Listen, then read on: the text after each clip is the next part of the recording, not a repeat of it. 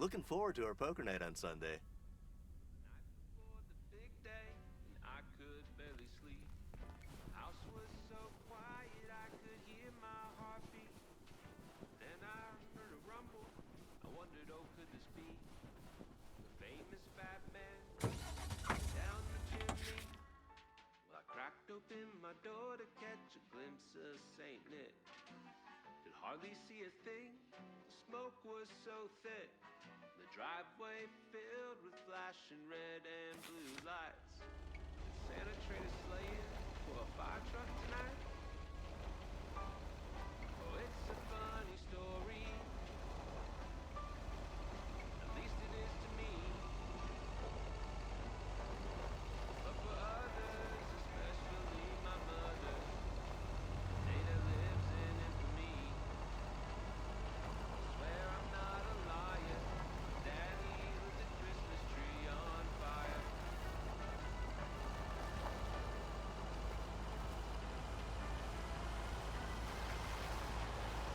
Wouldn't say that my dad drank much more than most. This time of year, he tend to double his dose.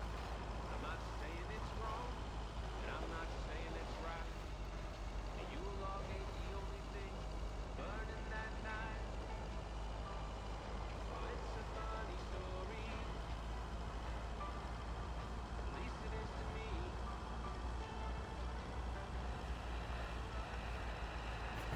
My mother, the day that lives in infamy. Swear I'm not a liar. Daddy lit the Christmas tree on fire.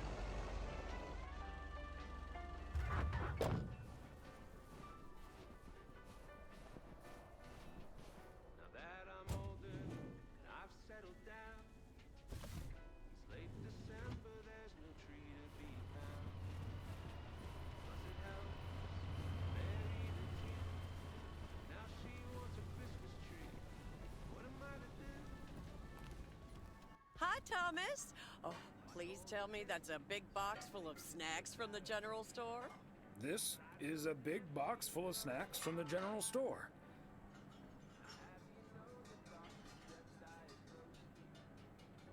But without a discount on what's inside. No discount? Is Nancy Carlisle really trying to charge me full price for snacks that are about to go past their expiration dates?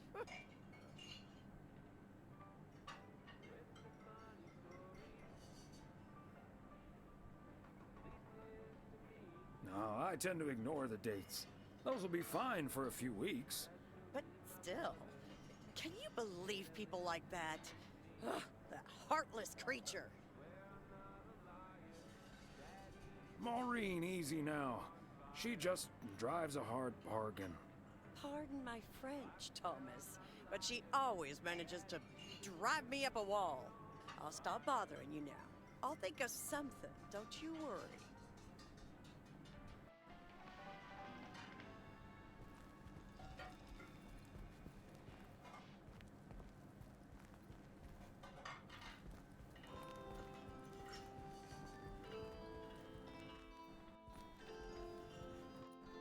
Hi, Lori. Oh, hey, Mr. W. Look what Maureen got. An actual arcade machine. Ever play one of these?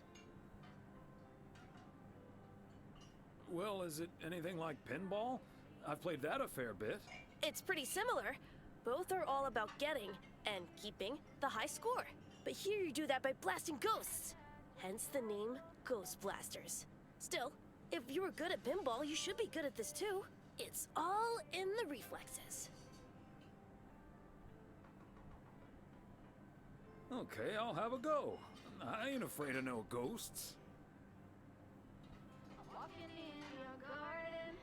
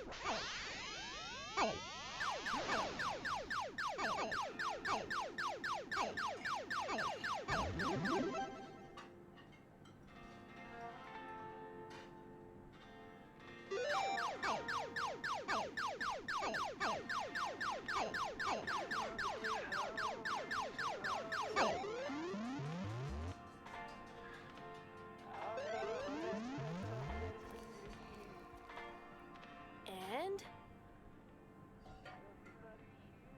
Pretty fun. I'll probably try again tomorrow. Until then, it's all yours. thanks, Mr. W. Let's go, Ghost Blasters!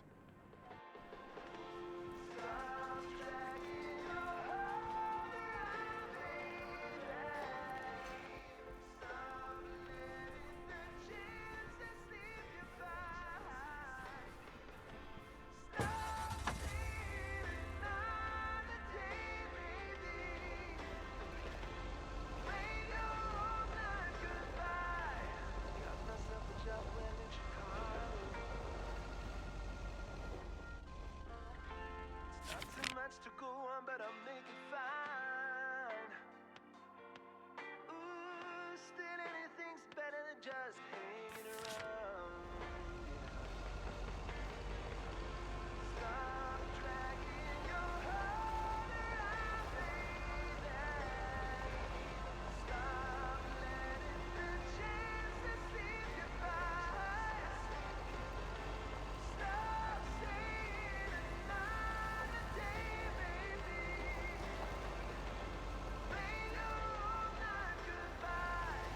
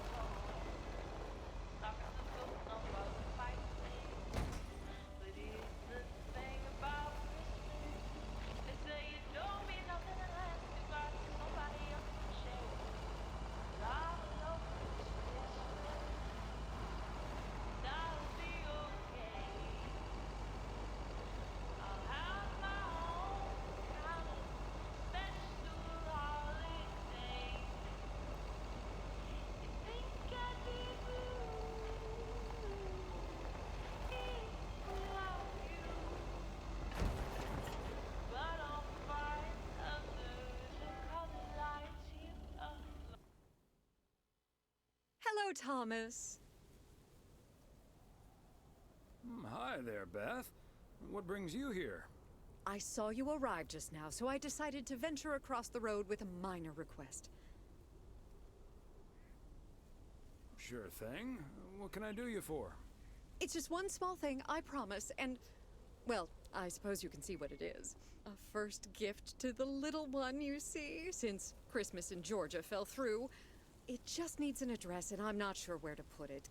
Could I leave this with you so you could make sure it gets where it needs to go? I have the information right here on an old envelope. It's the return address in the top corner. Of course, Beth. I can understand that labeling a package like this can seem daunting. Bears will do that to you. You're a real gentleman, Thomas. Thank you. I have a stack of returned holiday gifts that need sorting before I close. I've handled many a strange parcel in my day. Not to worry. I'll take care of it. Thank you, Thomas. Truly. I'll get the postage to you later, I promise. Oh, and please tell Emily I have a great idea for this Sunday's girls' night. It's a surprise. Bye now. Sure. Enjoy the rest of your day.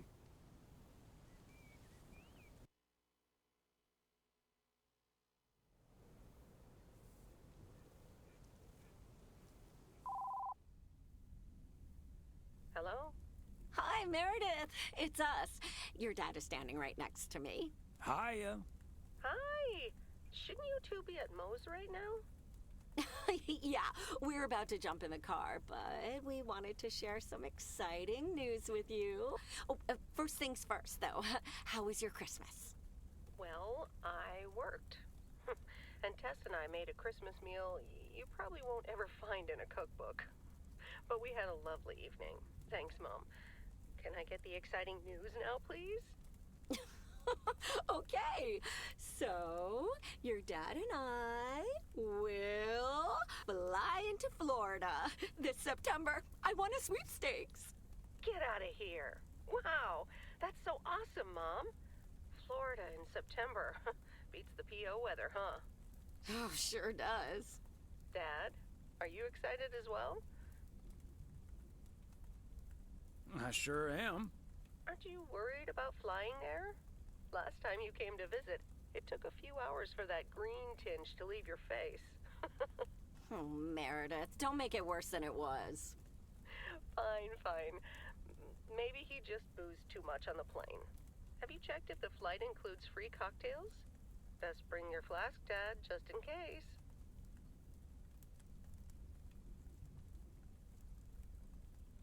Hey, don't give your old man such a hard time. It's bad enough he had to miss his daughter at Christmas. Oh, well. I may not have been there, but at least my boss called to interrupt your dinner. Sorry about that, by the way. Rest assured he was appropriately ashamed. We all make mistakes, Meredith. Some of us just more than others. I can't disagree there. Oh, hey, you two shouldn't keep Maureen waiting. You're right about that. Your dad will go and get the car warmed up, right, honey? That's my cue. Bye, Em. Take care. Bye. Have fun tonight.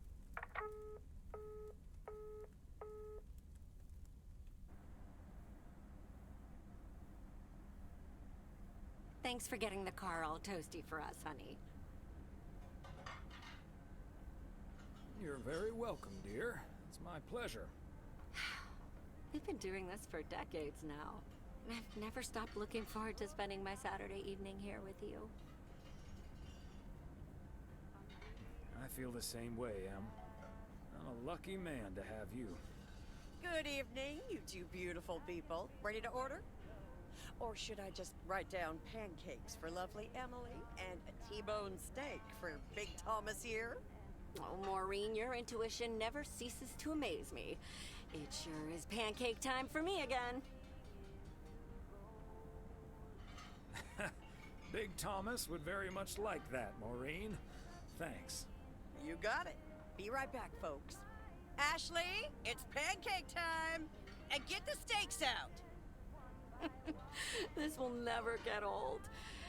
But Beth making surprise plans and this Florida trip landing in our lap got me thinking a little bit. If we're getting close to being able to do whatever we feel like doing, does that mean we should stay in PO forever?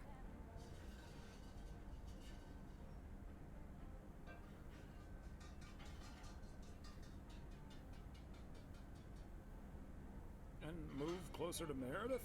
To the big city? No. I need space and fresh air and warmth. That's the nice thing about Florida. And it's not like your arthritis will stop acting up in weather like this. I am looking forward to that Florida trip the more I think about it. It's a perfect opportunity to test the waters. Oh, wasn't it nice the way Meredith reacted to the news? Although I'm sure she's a little envious.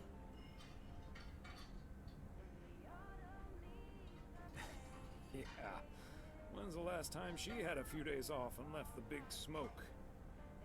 Okay, folks, while Ashley's busy in the kitchen, it's time to fill Moe in on a few details.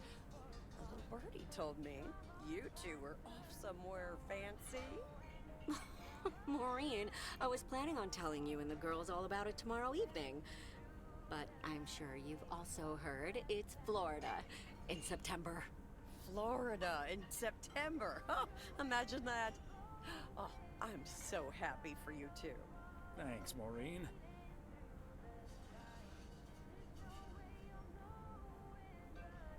Have you ever been to Florida? Are you offering your ticket to me? Oh, Thomas, that's so nice of you. Nice try, Maureen. Nice try. But the only one sitting next to me on that plane is my man. Are you totally sure about that, though? I heard that a certain Walter Morgan will probably not be very lenient with holiday requests from the postal office employees.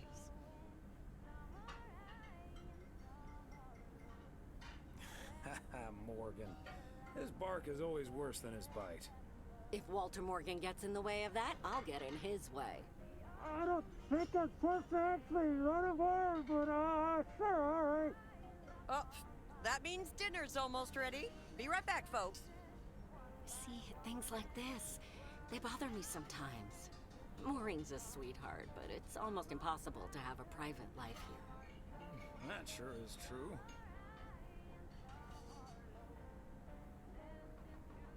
Would be nice to walk around somewhere without everyone calling you mailman. That's a good thing about working at the motel. Most of the people I'll never see again. Oh, Maureen's heading this way again. Let's just enjoy our lovely dinner together, shall we? We shall. Have I already told you that you look wonderful tonight? Look alive, folks. 2 plates of the good stuff.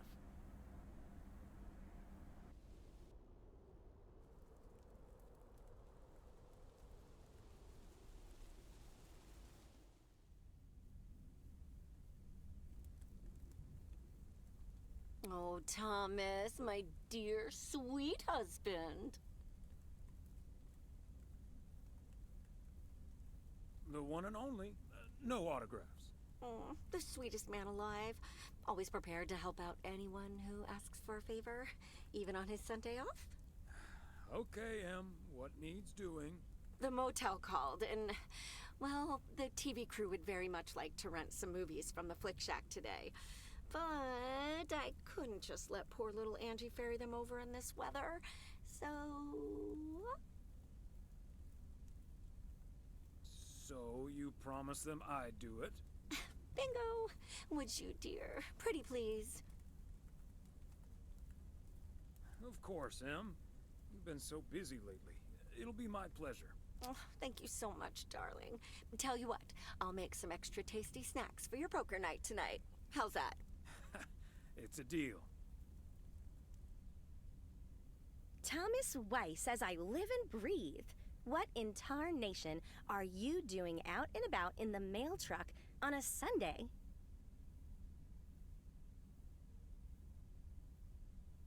What? Coming over to see my favorite video store clerk isn't reason enough? No, but seriously, you've come to pick up some movies for the KNW6 crew, right? Oh, what gave it away? Your wife called ahead. Happy to do it for Emily. And for you. And for the TV crew. Parts of it, anyway.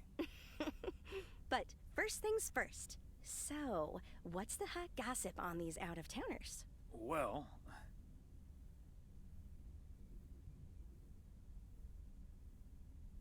Ilsa Richter is their producer.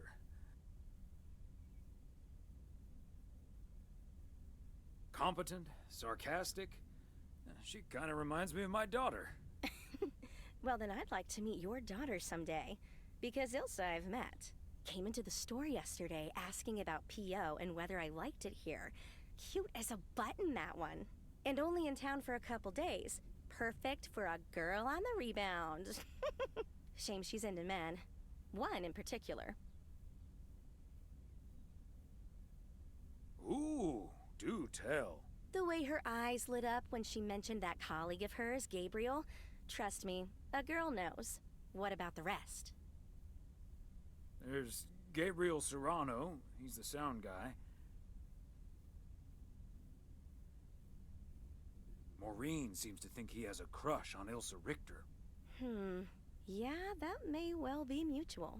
So anyway, let's get down to brass tacks. According to Emily, our intrepid reporters have 2 rooms equipped with VCRs between them. One for Connor Price, KNW6, and one for Ilsa Richter. Great. I know what we should get for Connor. All the President's Men. That should give him some inspiration. Great idea. But Connor's already made his pick. Octopussy. It says it's James Bond's all-time high. I guess they forgot about that time he went to the moon. Fine by me. And what did Ilsa choose? That's where we come in. See, she wants us to pick the movie she'll be watching with her colleague, Gabriel. Thomas, she wants us to pick the movie she'll be watching with Gabriel. We can play matchmaker by picking something romantic. Got it. Exactly. Guide Cupid's arrows, so to speak. After all, 'tis the season. For a little post-Christmas magic? Maybe. You and Emily are regular customers, so you know what I have available. So, which film will it be?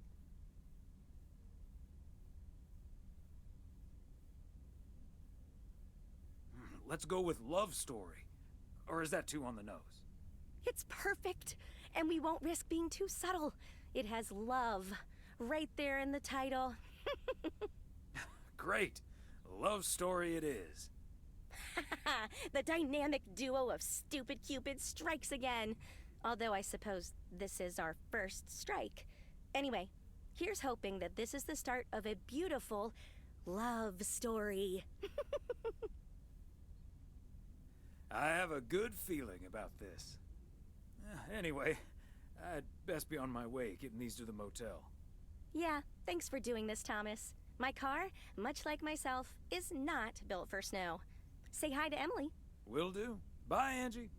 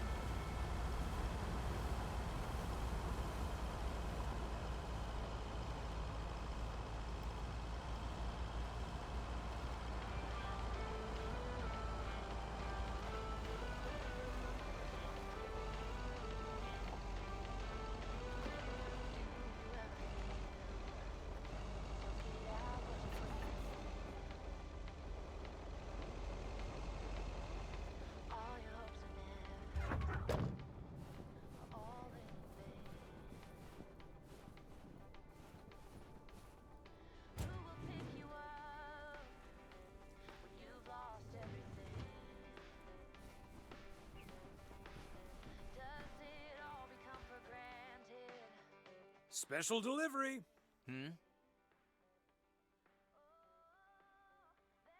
Movies from the Flick Shack. Right. Well, great news. You get to play belated Santa yourself. Room 6 for Richter. Thank you.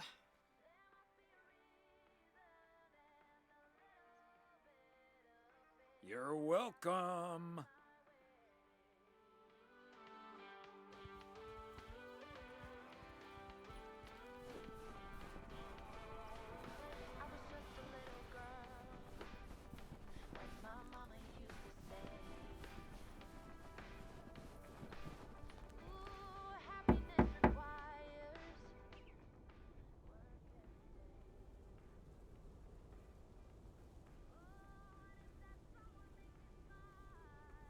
Movie delivery for segment producer Ilsa Richter. Yes? Oh, excuse me, Mr. Price. I thought this was Ilsa's room. No, that's room 9, but think nothing of it, my guy. Ooh, you got me my Bond movie.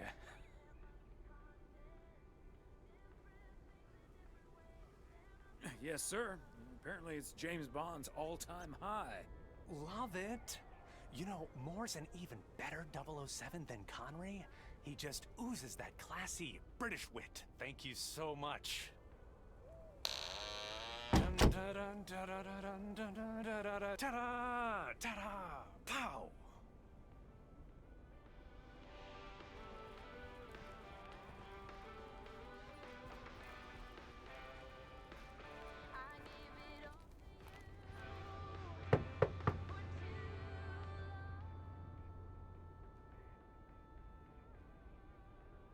Movie delivery for Ilsa Richter. Yay! Good to see you, Thomas. So, what movie did you and Angie pick for me and Gabe? Here you go. Love story. Haven't seen this one. What's it about? Tennis?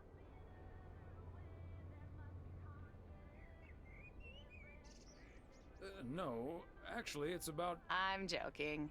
I'm sure it's a story about love of some kind.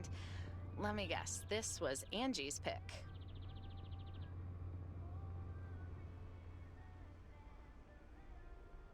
No, this was all me. I'm actually an old romantic at heart. Okay, well, color me curious. Hope it's age appropriate for big old puppy dogs. Oh, speaking of, on your way out, could you give a quick knock on Gabe's door, just so he'll know it's movie time? It's room number 2. Will do. Great. See ya.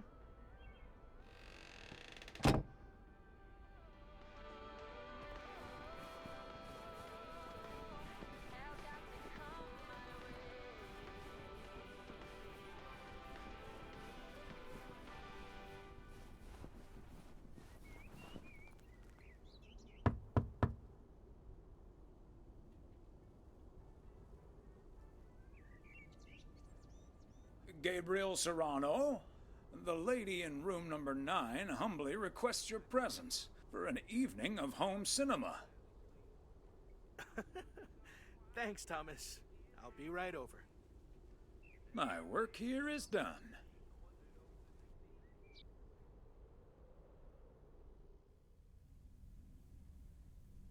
Okay, Ben. Question for you. Do you have that ace or not? You don't have to say yes or no. Just say anything. All I need to hear is one word from you to know if you're bluffing. Nothing? Not even a twitch or a blink? All right, I'll do the talking. I'm all in. Call. And he just instantly calls me. Great. I don't even need to see your hand. Well played, sir. Thanks, Jack. You got unlucky there. I don't know. I just don't have the patience for poker. You know, reading a poker book ain't gonna change that. Hey, Thomas? Why are the curtains closed, by the way? Last time I checked, home games are legal.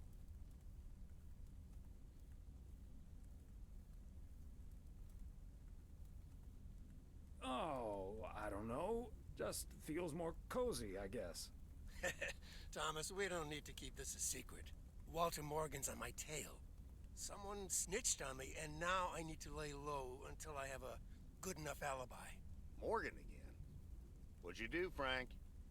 I hope you didn't put Lady's underwear in his briefcase again. And please tell me you stopped putting dead rats in his exhaust. Ha! The classics. No, I didn't prank him at all this time. He's just out to get me. All I did was sell fireworks to someone. He said something about that being my third strike. I might actually lose my job, fellas.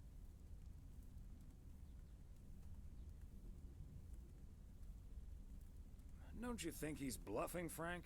I'm afraid not, Thomas. I'm not gonna call his bluff in any case. I just need a plan. I'm guessing they don't have any photographic evidence. Pictures of you selling these fireworks? Just that there's a guy fitting my description. What are you getting at? I might have a little plan. But let's first play a few more hands. I'm down almost 30 bucks. One sec, Jack. Frank, I'm curious. We know Walter Morgan has a few reasons to dislike you, but why do you dislike him? I could tell you why, but it's not a pretty tale. And it better not leave this room, kitchen. Sure, Frank. My lips are sealed, for once.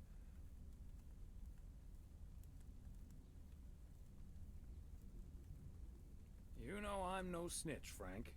Thanks, boys. All right, so this one time back in the summer of '69, it was before I started working in P.O. There were a couple of pesky stray dogs wandering around HQ. I say pesky, but they never really hurt anyone. Just got a little excited if you walked past them eating a sandwich or whatever. Can't blame them, huh? They were hungry, even though I fed them every now and then.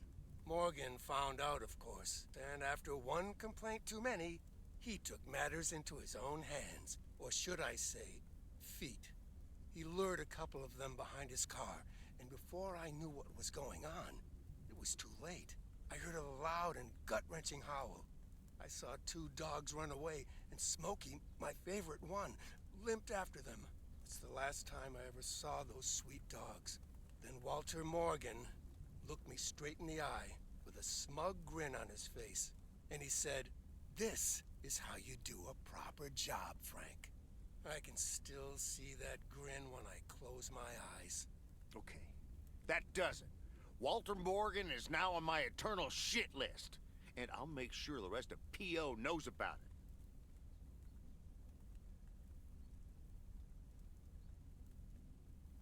Poor Smokey.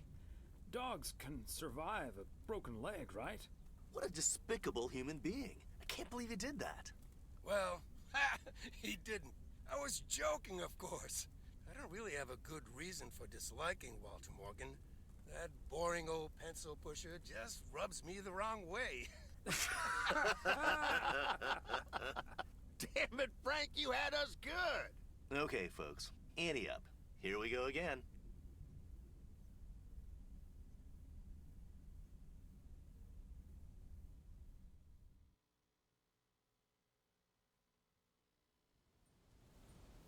Psst, Thomas, over here. Hey, Frank. What are you doing there? I'm trying to stay out of sight. Looks like Morgan will be at the post office all day. Listen up. Jack and I cooked up a little plan. I'm sure Morgan will be gone soon. But I gotta get out of here now. You haven't seen me.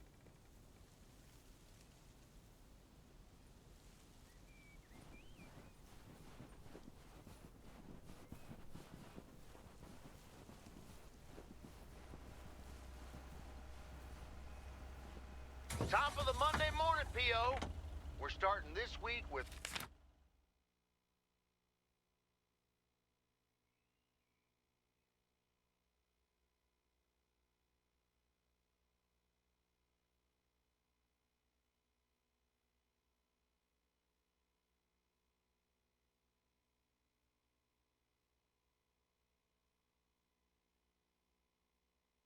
a warning from Lucinda. P.O. positive or pet peeve? Hi, Jack. KNW6 TV crews filming in P.O. yesterday with Connor Bryce. As a big fan, I just had to ask him for an autograph. He asked me for my name, but he kept calling me Linda.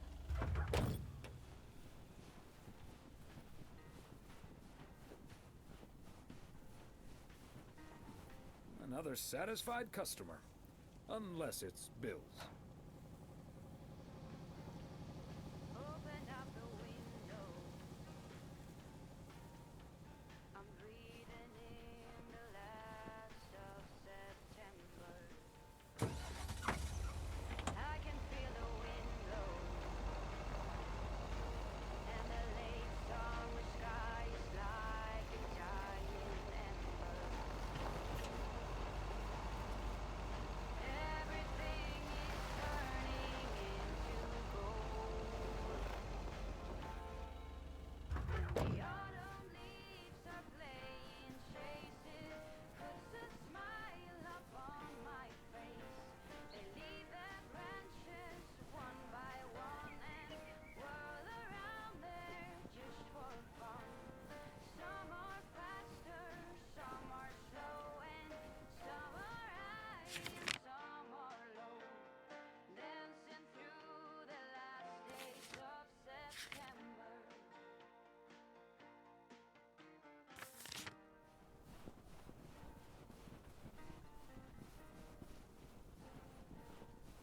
Since I was a little child, every year for as long as I remember. There we go.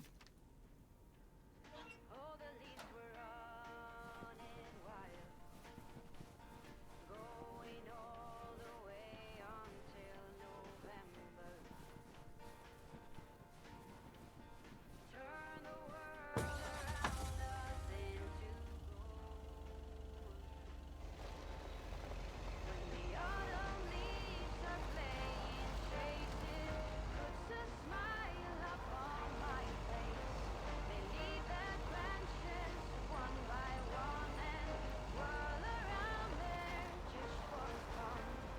Some are faster, some are slow, and some are high and some are low. Dancing through the last days of September. Part and parcel.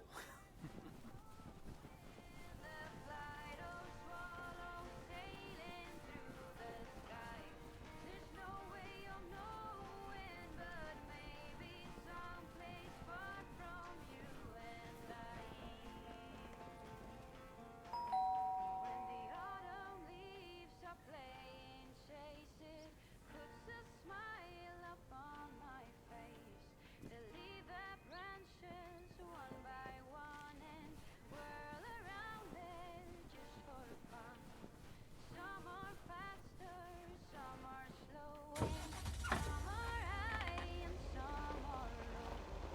Dancing through the last days of September. When the autumn leaves are playing chases, puts a smile upon my face. They leave their branches one by one and whirl around there just for fun. Some are faster, some are slow, and some are high and some are low. Dancing through the last days of September. Dancing through the last days of September.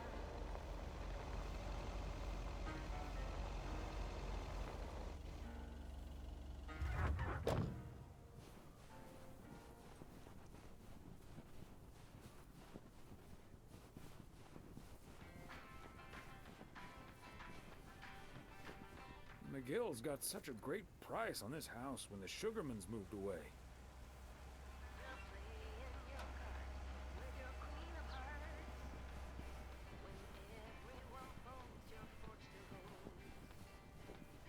You're placed in your bed, showing no regret.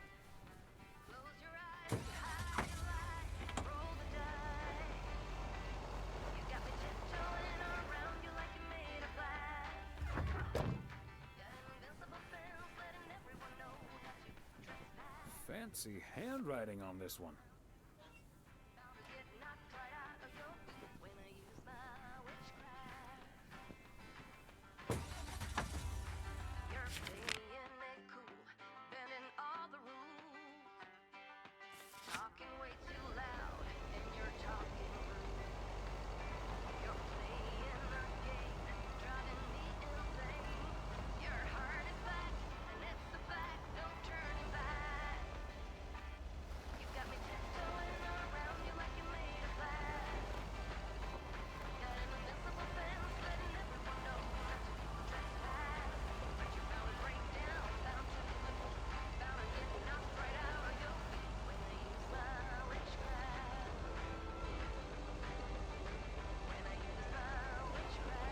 Bert's out of town for the holidays, but he did ask me to keep an eye on his place.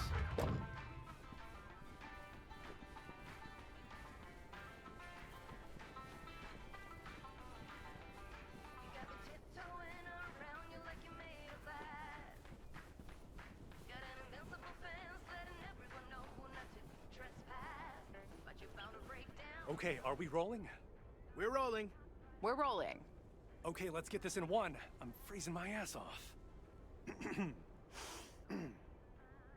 When Chekhov saw the long winter, he saw a winter bleak and dark and bereft of hope. Yet we know that winter is just another step in the cycle of life. In the summer months, this lake is bustling with activity. As the local fishermen cast their rods, the tourists plunk down hard-earned cash to rent a boat and spend a delightful sun-soaked day on the water. Not so during this particularly harsh winter, however.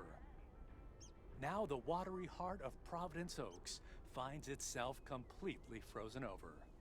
No, that won't do as an analogy because now we're sort of implying the residents have grown cold-hearted during the winter. Doesn't work, doesn't scan. Yeah. And what was with that Chekhov stuff? I don't get it. Chekhov? Like from Star Trek? All right. Let's try something else. Hey, wait a minute, Mr. Postman. How's it going? Hi, Mr. Price. Did you enjoy the movie last night? Hey, listen, how about I ask you a couple of questions on camera? Just simple stuff about the town. Sure, I'd be happy to. Great. Just move over here. Are we both in the shot? Yeah, that's fine. This'll be great. The lake as a backdrop. Perfect. Let's go. All right. This is... His name is Thomas Weiss. I knew that. Thomas and I go way back. As the local mailman for truly countless years, Thomas Weiss knows Providence Oaks like he knows the back of his own hand. So, Mr. Weiss, how would you characterize this small, cold town and its warm inhabitants? That's easy, Connor. Whether you're new in town or have lived here for ages, what's clear is this. This gorgeous little lake town of ours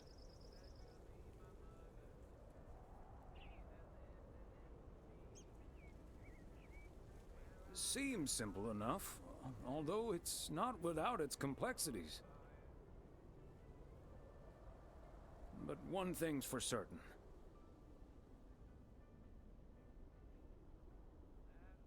When the low winter sun hits that shimmering water just right, you realize this is the most beautiful place imaginable. And wherever you are, or whatever you face,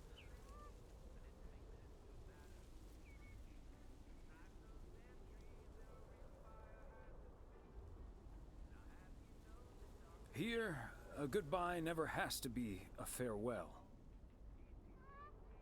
And cut. Ah, that's so sweet, Thomas Weiss. Completely unusable, but sweet. I know I've got goosebumps. Yeah, that went well, kind of. Now, let's scout out the establishing shots at the far end of the pier. Let's go, Connor. Aye, aye, Captain. Gabe, you can take 5. My advice would be to take those 5 in the van, to reduce the risk of any further ass freezing off incidents. Noted. Thanks, Ilsa. With the Christmas tree on fire. Oh, I swear I'm not a liar. Daddy lit the Christmas tree on fire.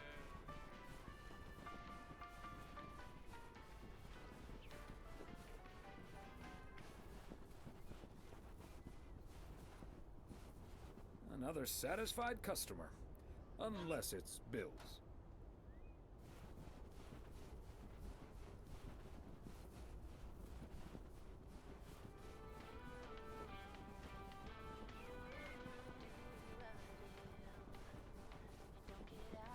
Mr. Weiss. Thomas, sir. Hi, Gabriel. What's up? Just that, well, we'll be ringing in the new year right here in Providence Oaks. So, my mom is shipping over my tuxedo. Can you make sure it arrives okay? She says she clearly marked the package Serrano Room 2. Oh, of course. Mailman's promise.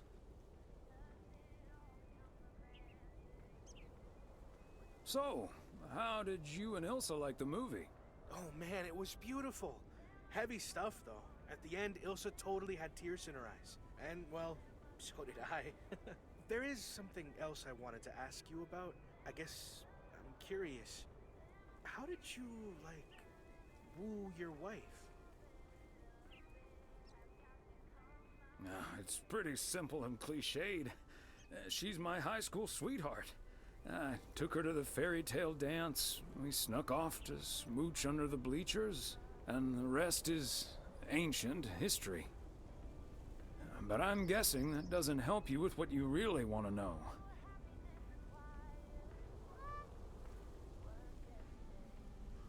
You want to know if you have a shot with Ilsa. Shh, keep it down! Don't mention her name. But yeah, I'm terrible at that kind of stuff. It's just, you seem like a wise man. I'd really appreciate your advice. Well, okay then. My advice...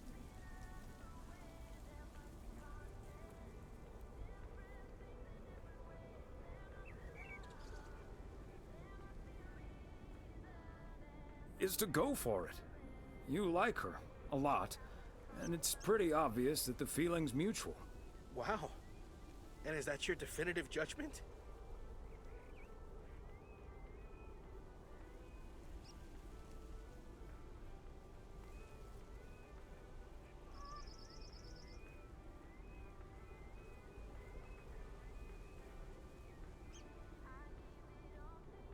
Absolutely. That's the best I can do. All done. Hey, what are you two schmoozing about?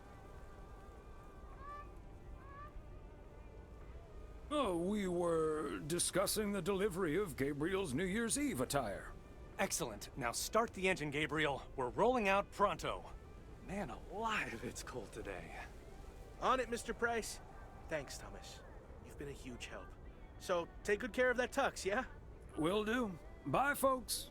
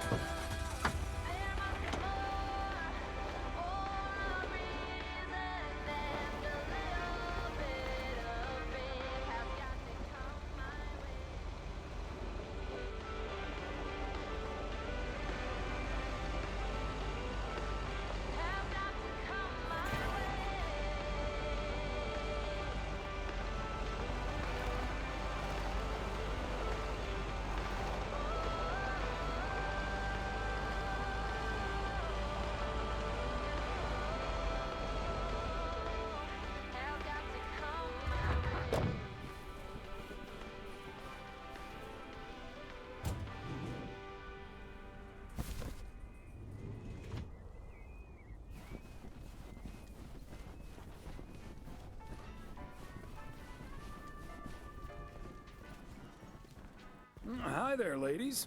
Hi, Thomas. Hello, Thomas. Got a delivery for the diner, Kay? Great. Not from the general store, I see.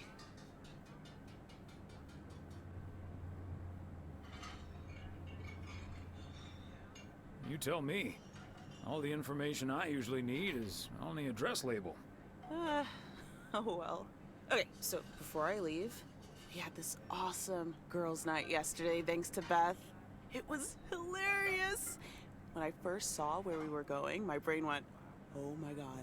And when the guy showed us what we were going to do, my brain went, oh my god. And when we started, it was so yuck, but also so cool, you know? I've never done anything like that before, and I love that I got a chance to find out. But then again, I doubt that I will ever try it again. Ah, yes, the girls' night.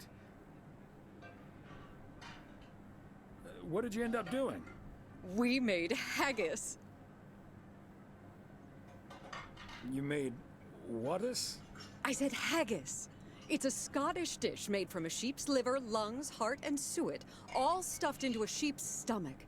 It's this fascinating traditional gourmet staple stemming from the 15th century, would you believe? Poems have been written about it.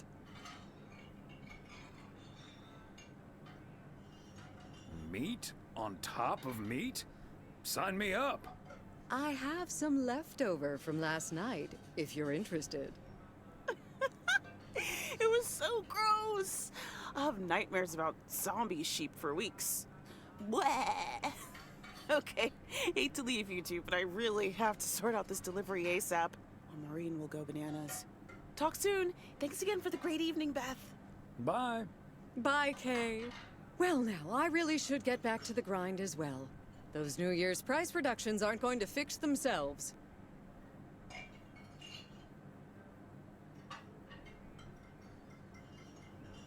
Wait up, Beth. I want to talk to you about something. Oh? What's on your mind?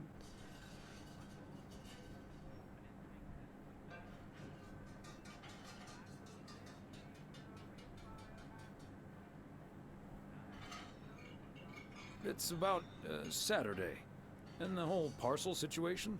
I told you I simply wanted to get that parcel out to Daniel as soon as possible, since we didn't get to exchange gifts over Christmas this year. It's nothing, really. Now, if that's all, I really need to get back to the bookstore.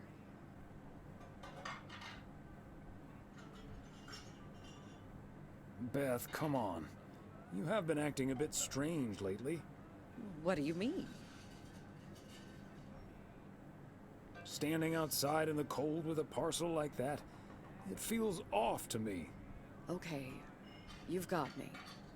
Can we sit down here for a bit? Heavens, I do feel a bit caught out. But I have to admit, it does warm my heart to know that I cannot fool my friends. Well, out with it, Beth. You see, it's my eyes, Thomas. I have glaucoma, which means my optic nerve is deteriorating. I found out a few months ago.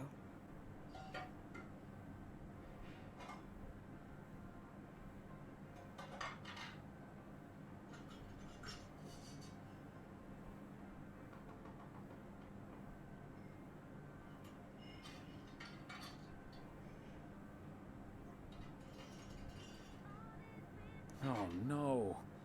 Have you told anyone about it? I haven't told Emily yet. Daniel knows. It's not that bad yet, but it's not getting any better either. The thing is, this kind of condition happens slowly. And I haven't been the fastest in getting it treated, but they can stabilize it. That's why I wasn't able to fix the parcel on my own last Saturday. And that's why I'm starting to miss a few details here and there when I'm in the store. Or asking for peas instead of beans at Christmas dinner with all of my friends of all places.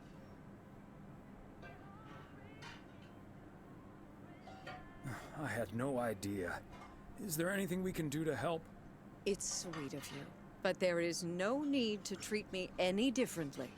I've been going about my business as usual, first and foremost, because the deterioration is so gradual.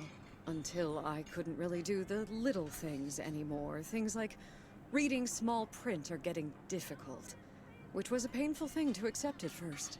Working in the bookstore is starting to give me more issues than I'd like. Getting older. It's a strange thing, isn't it? It's like that Robert Frost poem.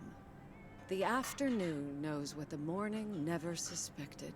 Doesn't mean I wouldn't mind taking a little nap in between from time to time, though. I hear you. For lack of a better word, just downright blows sometimes. Father Time catches up with us all, huh? That he does. I mean, my arthritis is... I hate to admit it when Emily's around, but she's right. None of us are getting any younger. And that's not an easy thing to accept, I know. But then, when you really look at it, in the end, it's not all bad. You see, every limit is a beginning as well as an ending, as T.S. Eliot puts it. For me, there's really no use dwelling too much on that limit. I can't change it anymore at this point anyway. But I do have a choice in how to deal with it. Plus, Georgia has a lot to offer: museums, social clubs, and most importantly, my family. If you look at it like that, getting older may still feel like a cursed time, surely, but I also see each new year as a gift. An opportunity to start new adventures, explore, and have more fun. You can't take something like that for granted. I like that mindset. I had a feeling you'd understand. Hey, I'd make a pretty poor friend if I didn't. Well, I guess I really should be going now. Thank you once again, Thomas. I do feel better now that it's out. You're a good friend. Anytime, Beth. Bye now. Famous fat man coming down the chimney. I cracked open my door to catch a glimpse of Satan. Could hardly see a thing. Smoke was so thick. Driveway filled with flashing red and blue lights. Santa traded sleighing for a fire truck tonight. Oh, it's a funny story. At least it is to me. But for others, especially my mother, the day that lives in infamy. Swear I'm not a liar. Daddy lit the Christmas tree on fire.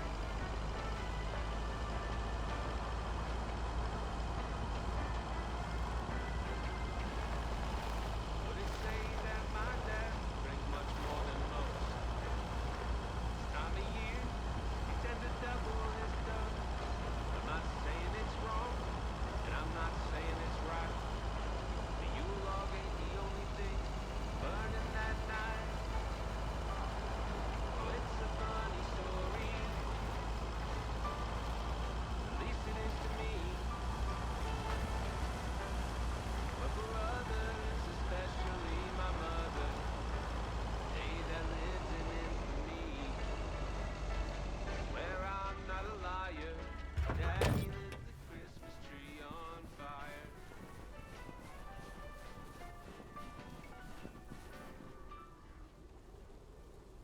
Oh, Thomas, hello there. Could you be a sweetheart and bring that over to me? Of course. Oh, careful now. Robert cleared most of the snow, but it's still a bit slippery. Thank you so much. If only I still had the balance and agility of my feline friends. Oh, and good day to you, of course.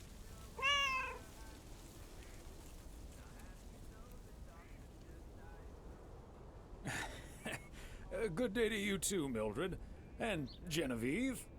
Thomas, honestly, this isn't Genevieve. It's Mortimer. They look nothing alike. Isn't that right, Mortimer? Oh, pardon me. I can't quite keep track of all your cats. Well, I do have a lot of them. but not quite as many as there are streets in Providence Oaks. And you can keep those apart.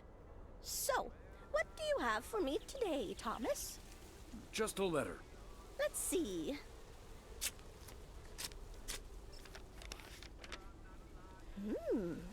This sounds interesting. Apparently, I need to make a few copies of this letter, and if you send this letter along with $5 to the first 6 people on this list, your name will be added to the bottom. Soon enough, your name will rise to the top. Then many people will send you $5. You will earn lots of money with one small investment. Oh, what a great idea! What do you think, Mortimer?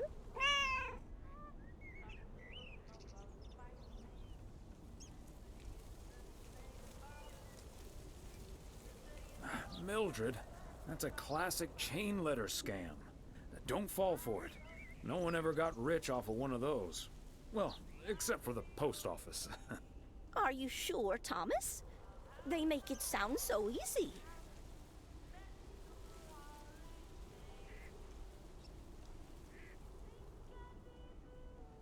Trust me on this, Mildred.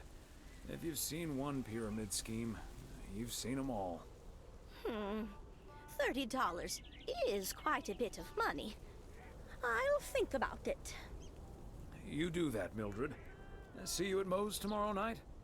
Probably. Bye, dear.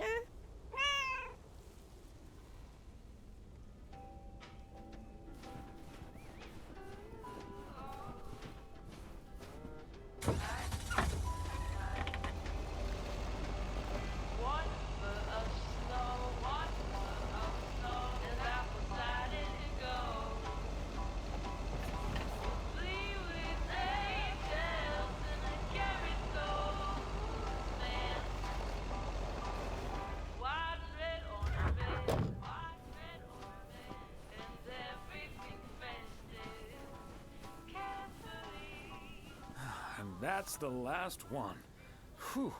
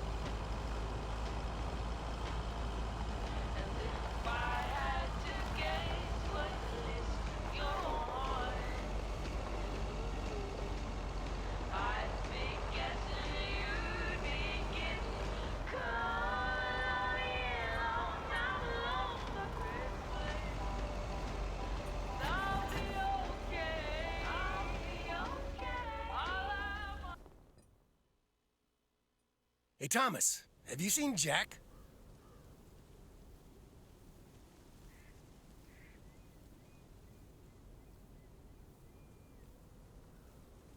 Yep. Yesterday night in my kitchen. Yeah, okay. But I kind of need him now. I'm a sitting duck right now. I'm toast if Morgan suddenly shows up.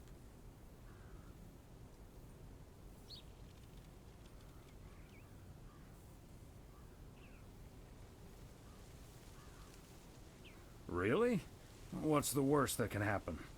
Good afternoon, gentlemen. Sorry for interrupting your conversation. Mr. Coleman, I see you've managed to be present at the job position you're currently holding. I think it's time you and I had a little chat inside the office. Mr. Morgan, it's so good to see you again. A little chat sounds wonderful. But I'm afraid there's an extremely urgent parcel I have to deliver right now. So stay put, and I'll be back in about 30 minutes. You can stay right here, Frank. I'm sure Mr. Weiss would be happy to deliver that package for you. Right, Thomas?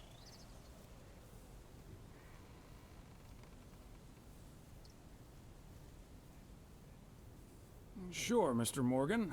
I just finished my round, so it's not a bother. Excuse me, sir? Hi. Hello. I heard you were looking for a guy in a light blue shirt with a mustache to purchase illegal fireworks in the parking lot of the post office? Well, you found him. Illegal fireworks? Who do you think I am? Sir, you don't have to keep your guard up. Frank and Thomas here both know me very well, and I'm sure they won't tell a soul about what you're doing right now. So, what will it be? I've got rockets, Roman candles, fountains, sparklers. I even have barrages that'll give you a fireworks extravaganza that you won't ever forget. I think there must be a misunderstanding here. Please, don't put Mr. Morgan in this position. If people walk by and see this, they might snitch on him and get him into trouble. He could even lose his job over this.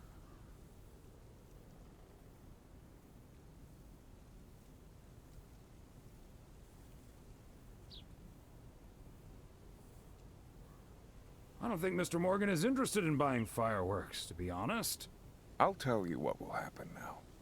I'm going to get in my car, start the engine, drive home, and pretend I did not just spend 3 days in Providence Oaks for absolutely nothing.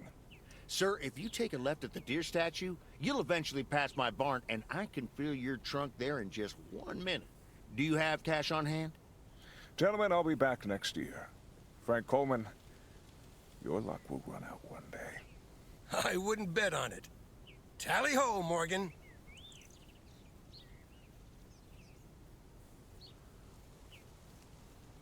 Is Morgan really going to believe Jack was the one offering fireworks?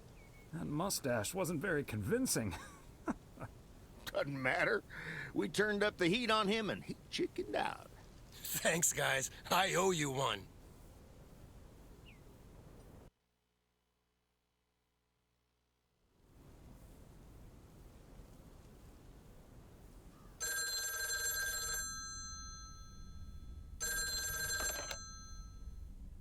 Hello?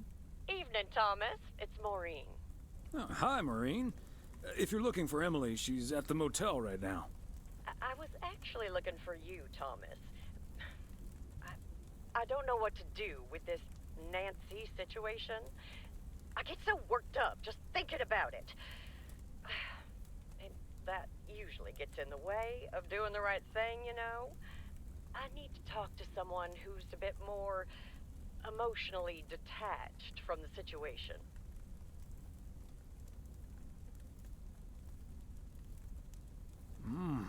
How can I help you, Maureen?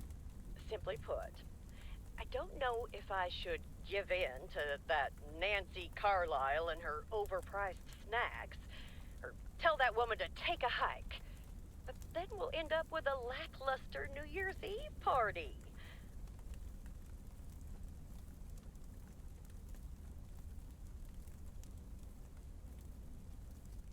The horror of a New Year's Eve party without a decent snack selection. That's not a difficult choice for me.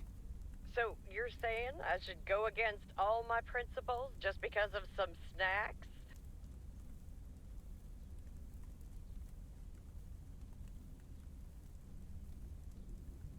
It's not just the snacks, Maureen, but sometimes it's better to take the high road. This town is too small for everlasting feuds. I think you're on to something there, Thomas. I'm not yet totally sure what I'm gonna do, but at least my mind's at ease now. Thanks for lending me your ear and advice. You're a doll. It takes one to know one, Maureen.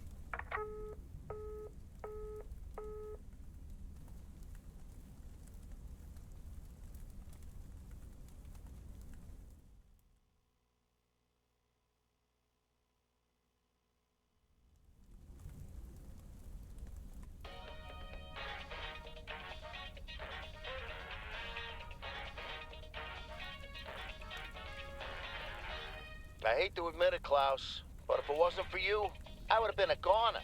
Ha! You can't say that about the other guy. You betcha. You made a mess, man. Blood and guts everywhere. Not the first time I've made Schweinbraten without cooking. Haha.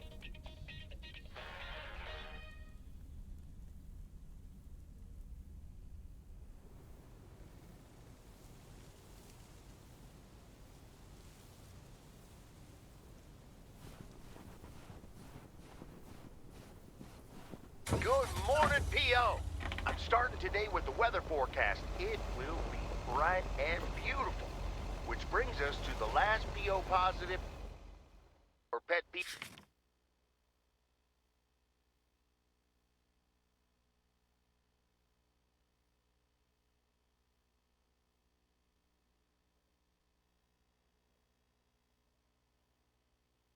For the year. It's one from yours truly, who'd like to end 1985 on a positive note. P.O. positive or pet peeve? We all know P.O. is the best place in the world.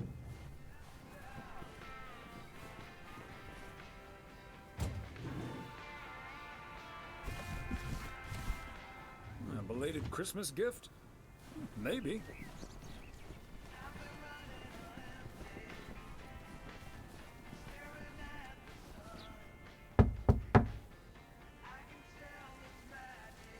Neither snow nor rain, nor heat nor gloom of night.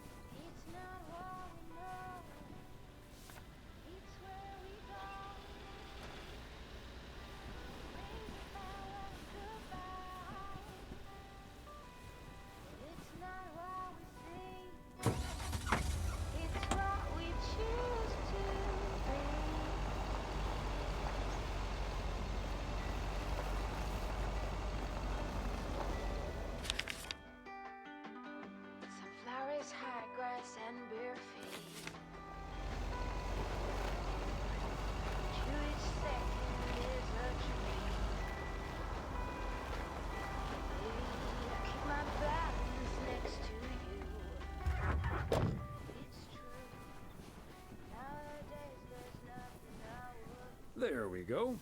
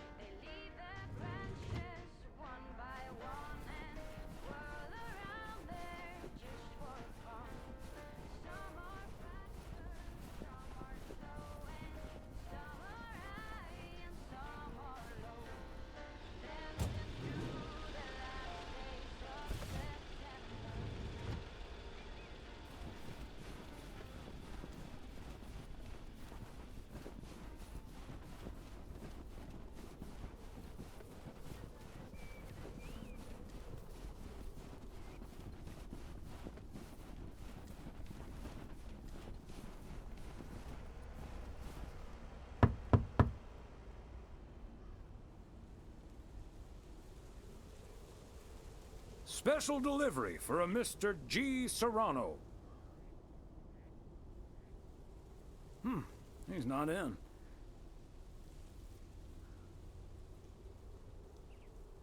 I should probably leave it with Ilsa then. Room 9.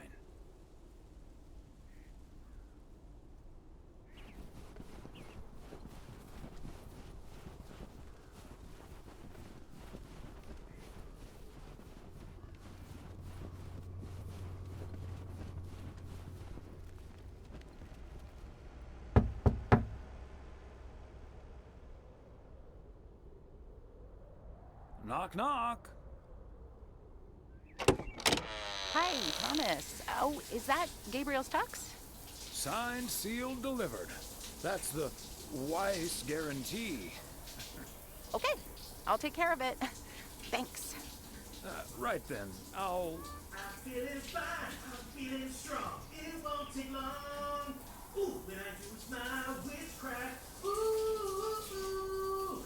When I use my witchcraft. Ooh, ooh, ooh, yeah.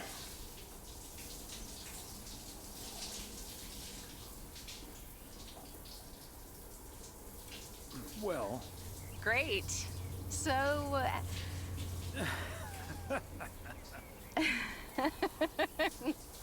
See you tonight at the diner. Oh, and thank you.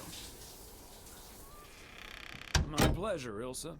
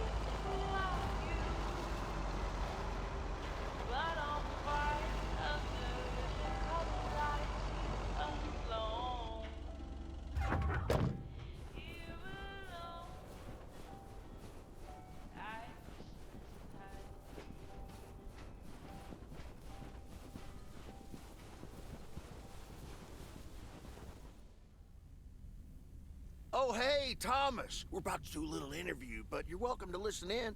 Mr. Price, you know Thomas Weiss, don't you? Sure do. You're resident mailman, am I right? Good to see you, man. Should I just stand over here? That was Open Sky by Velvet Moon, one of my favorites. Folks, we have a special treat for you today because I have a guest here at the Reynolds studio. You know that happens from time to time, but today it's a bona fide big shot. None other than KNW6's own newsman extraordinaire, Mr. Connor Price. Thanks for having me, Jack. Always nice to talk to a fellow broadcaster. So, how long have you been doing this local show? Coming up on our 10th anniversary, Mr. Price. But you've been at KNW6 for longer than that, no?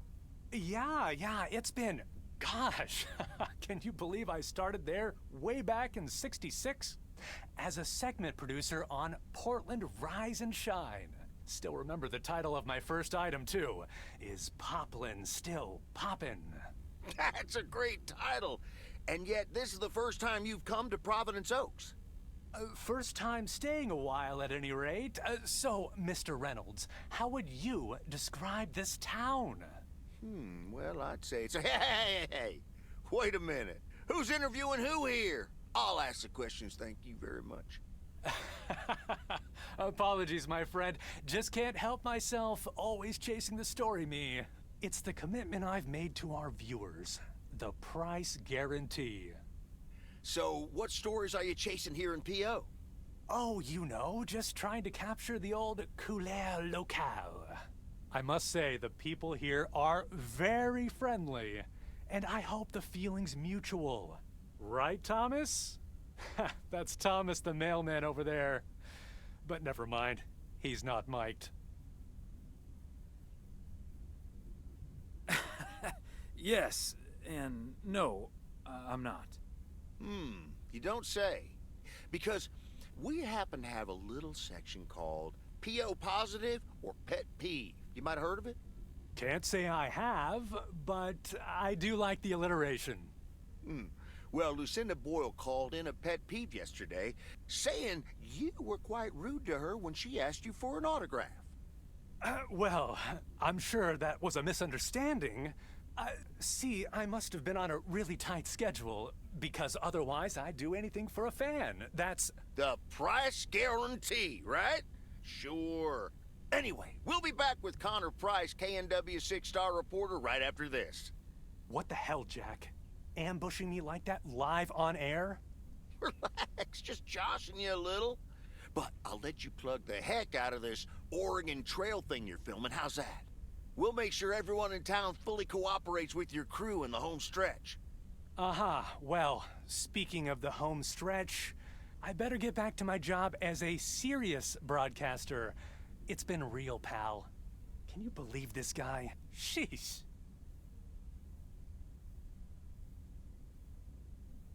Don't take it personally, Mr. Price. Jack's a swell guy. That's the thanks I get for stopping by amateur hour. Sorry you had to witness that, Thomas. Made for good radio, though, while it lasted anyway. I'll see you at Moe's tonight, yeah? You don't want to miss what Frank's been cooking up. Can't wait. See you there.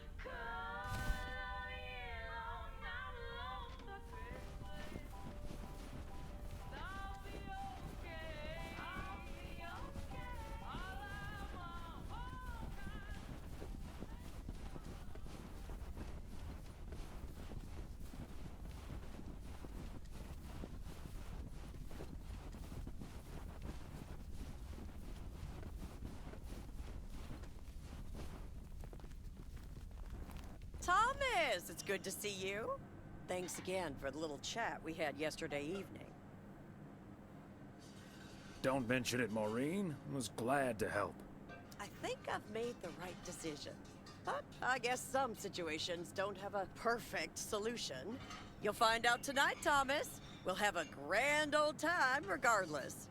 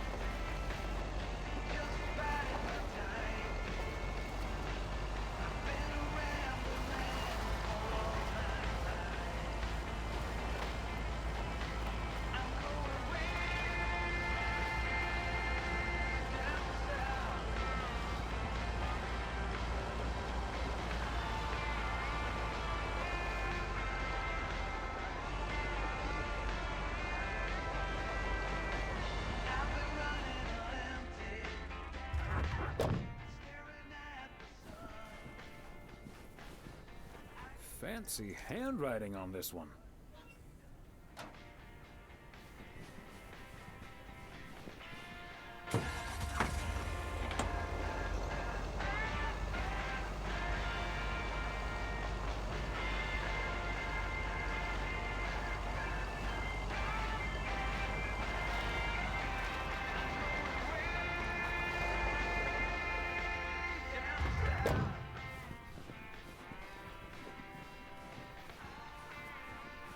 The last delivery of 1985.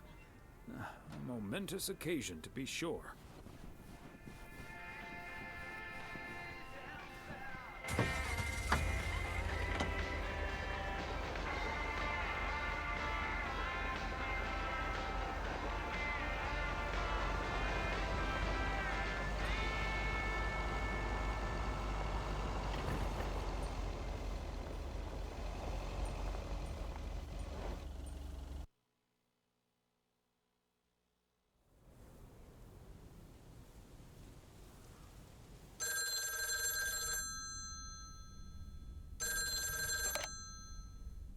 Hello? Hi, Meredith. It's the Weiss family again. We wanted to wish you a happy new year before we're going to Moe's. Hey, thanks. We've got a little over an hour left here before it's 1986. You'll watch out for those fireworks, won't you? They're so unpredictable. I will. I'll probably stay inside anyways. We've got 4 more hours to go, but Happy New Year! I'd rather be early than late.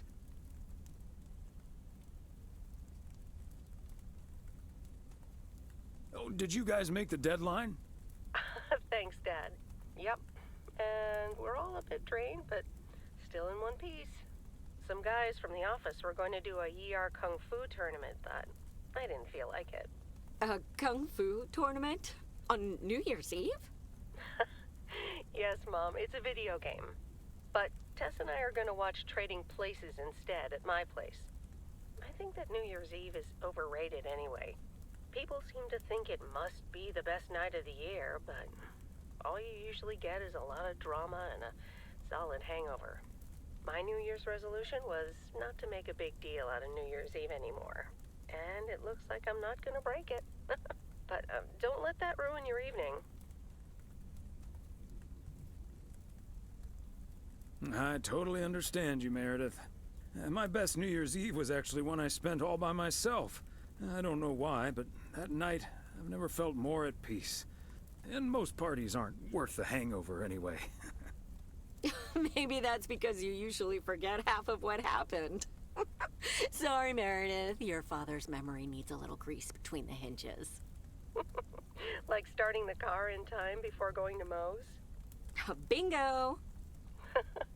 Okay, guys, I won't hold you up. Have a great evening, and a Happy New Year. Love you.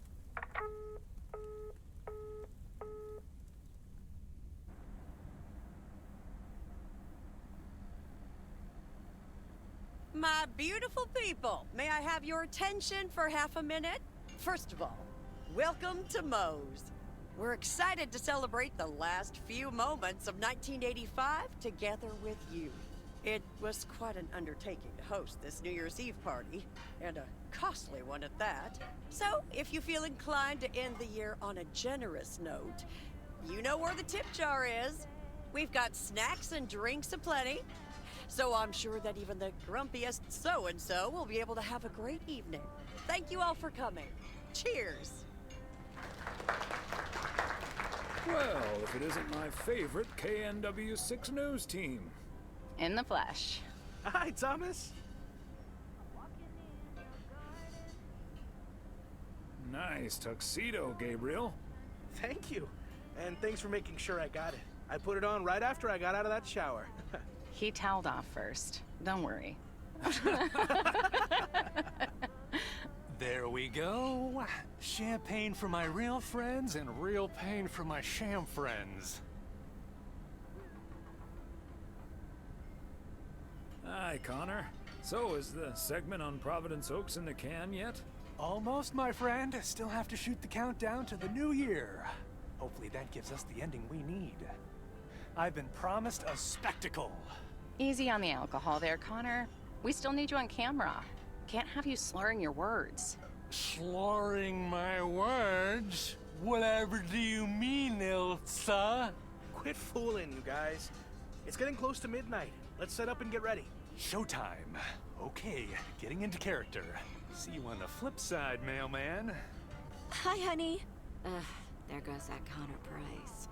Would you believe the motel had to custom order a blow dryer just for him? He tipped generously, though. Oh, is that Beth sitting over there? Let's join her. Good evening, my dearest of friends. Almost time for Auld Lang Syne, eh? Did you know that Auld Lang Syne was written down by Robert Burns in the 18th century? And that he based it on an old Scottish folk song? He wrote it to a different melody than the one we sing today, but I have to say, I do like this version. And it's often sung after a special dinner where haggis is served, would you believe?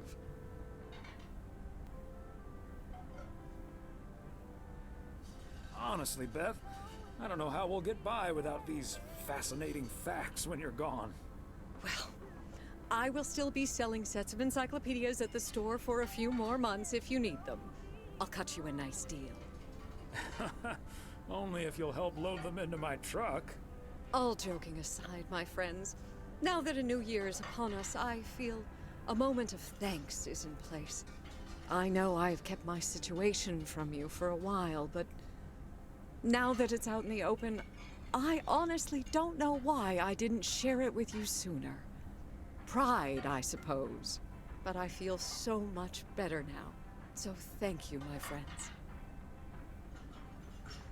That's what we're here for. Glad we could be there for you, Beth. And thank you for opening us to it. We'll always be there for you. But you have to let us in first. I hope you'll remember that when you're in Georgia. Definitely. In fact, it's my new resolution for 1986. Along with letting go and seeing where life takes me. What about you, Emily? Any resolutions? Well, less work and more fun, I suppose. Now that this guy Matt is joining the motel, I am looking forward to a bit more quality time. What about you, honey? Another year with you is all I could ever hope for, dear. Oh, I love you too, Big Bear.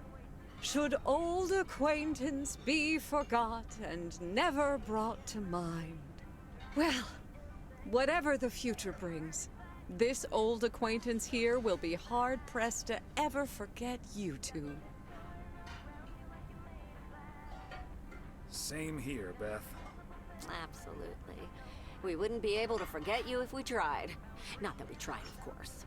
And like you said at Christmas dinner, even if the reasons for change are sometimes out of our hands, let's focus on the new beginnings that come along with them. And what better time for new beginnings than New Year's Eve? Attention, folks! It's showtime! If you want to see the biggest fireworks show west of the Rocky Mountains, you better be standing outside in about 10 minutes. That's my cue. From a little spark may burst a flame, as Dante once put it. But I need to visit the ladies' room first, or I'll turn into a pumpkin. See you outside. Isn't she marvelous? I'm so happy for her, but I am going to miss Bethany. So will I. Seeing a parcel addressed to the bookstore always brightened my mood. It makes me feel a bit melancholic. Even more than I usually am on New Year's Eve. This odd feeling of looking back and forward at the same time, and now I'm doing that over a much longer period than just the coming and going of the year. I know what you mean, and there's nothing wrong with that. It's good to have something to look forward to. And we sure have something to look forward to, don't we? I guess that's what's most important in life.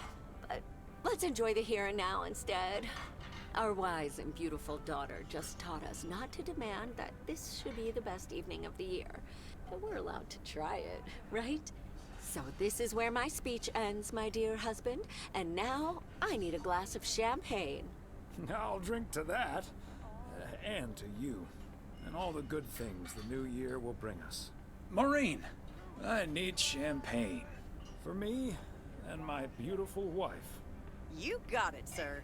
Just grab your glasses and join me in the bottle outside. It's less than a minute now. 20 seconds on go, Mr. Price. Go. And so, 1985 draws to a close. With mere seconds left in the year, I've been told this little lake town will strive to end 85 with a bang. In 10, 9, 8, 7, 6, 5, 4. Holy Toledo! Ilsa, are we getting this? Somebody check on Frank!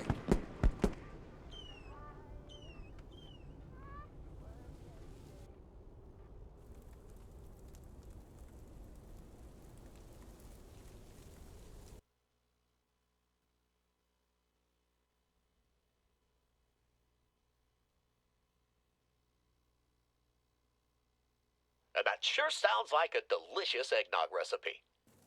Hurry up, dear. It's coming up next. Yes, don't get too excited now. It's just a preview, remember? And now, a man with a very special New Year's resolution. And he's going to tell us all about it. Isn't that right, Sybil? Absolutely, Bob. It's none other than our roving reporter, Connor Price. Connor, my dear, where in blazes are you?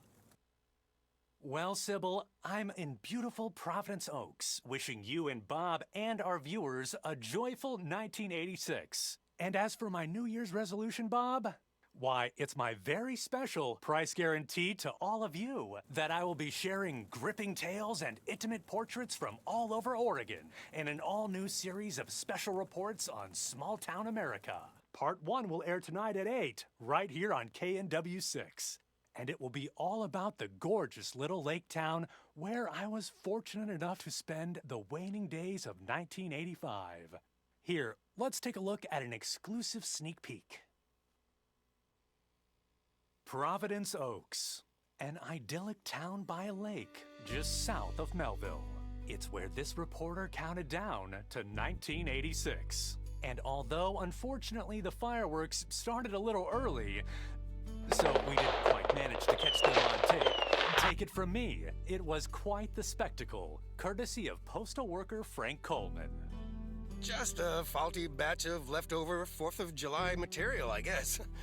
Not mine, anyway. No siree. But I'm all right, folks. Really, everyone can stop calling me at home. I'm A-OK. And perhaps that encapsulates the true nature of Providence Oaks, or P.O., as it's called by those who know and love it. It's a town where, even when things don't go as planned, folks will be all right and A-OK. It's just, you know, we help each other out. And there's nothing we can't fix. A town where first impressions can be deceiving. This town may look sleepy from the outside, but trust me, there's always so much stuff to do and take care of. Ugh. A town where generations have grown up. It's a great place to raise kids, and also a great place to have been raised as a kid. Myself, I mean. Back when I was a kid, being raised here. Was that okay? A town where patience is still a virtue. To be honest, I'm not entirely sure if this is where I'll find what I'm looking for, but I do know I can keep looking here for as long as I want, and that feels great. A town full of unique individuals that, deep down, have more in common than you'd think. The average Providence Okian probably doesn't exist. We do tend to keep to ourselves until someone needs us. Then we show up. Always. A town you can't help but love. You know, I just think it's the best place in the whole wide world. Sue me. And where everyone has a story to tell. To me, it's all about the people. Because... Yes, well, leave it to the mailman to say it best. Here, a goodbye never has to be a farewell. Indeed. Providence Oaks, like so many other places in our great state of Oregon, is a small town with a big heart.